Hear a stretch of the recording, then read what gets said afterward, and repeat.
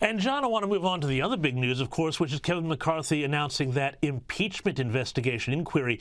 Now, we've seen these sorts of things fizzle in the past, and also on the Republican side, people like Matt Gaetz have said that they want to see more action from Kevin McCarthy. Where do you think this is going? Do you think this has any prospect of success? I think it's important that they do it to start getting things out in the open. John Fund, your take.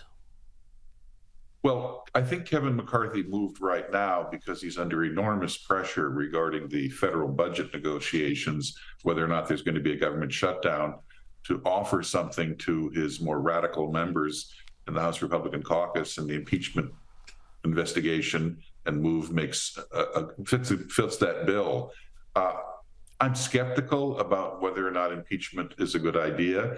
I think hearings on impeachment, which would bring all the evidence out, and I think perhaps force a few media outlets to begin to look at the evidence that you just cited in your report, would be appropriate. But remember, we're only a little more than a year away from an election, and there is a practical issue here. James, the big story in Washington, besides the one you mentioned, is that the Democratic establishment is now moving against Joe Biden in a big way.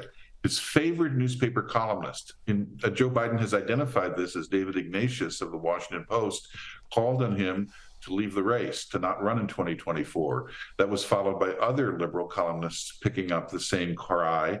And we all know that that didn't come from their own fevered brain. It came from that of Democratic donors and Democratic leaders. Nancy Pelosi herself was notably unenthusiastic about either Joe Biden or Kamala Harris running in 2024 this week.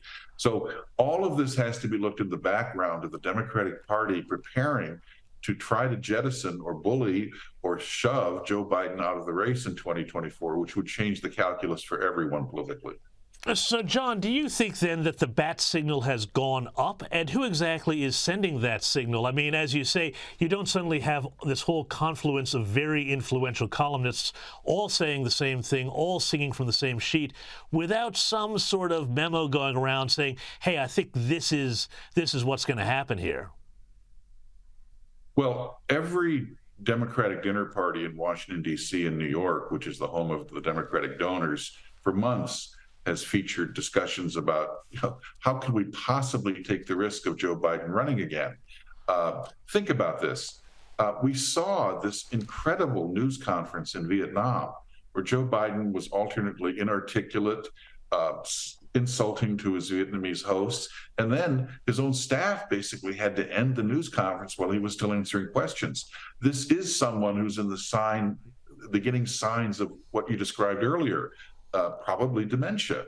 In addition, Joe Biden is physically frail. If he had a moment similar to that which accompanied Mitch McConnell recently, where he simply froze in front of a camera for 20 seconds, game over. And at what point of the campaign would that happen and basically render Biden politically dead meat? So I believe that they cannot take the risk. What if you have pictures there of Joe Biden falling down? Well, what if he doesn't get up the next time he falls down? There are too many risks here, too many risks.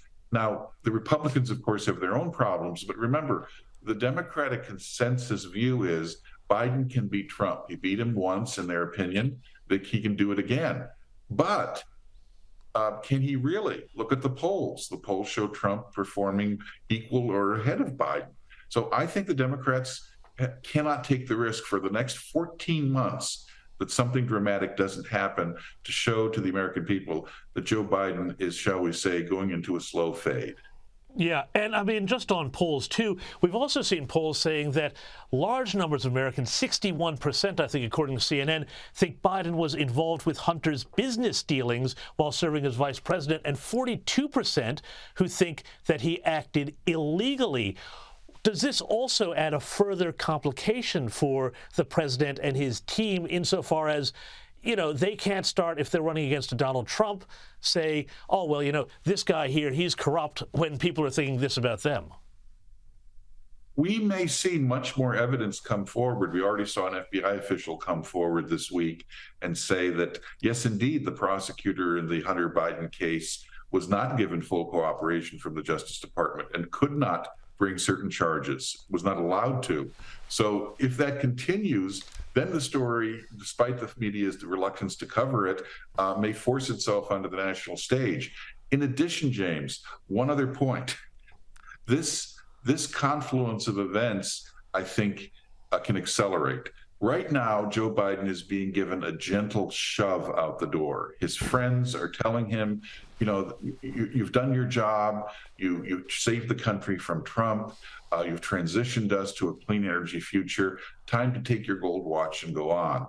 If Biden doesn't listen, Biden continues to want to run, he risks two things. One, he risks, I think, perhaps Robert F. Kennedy Jr.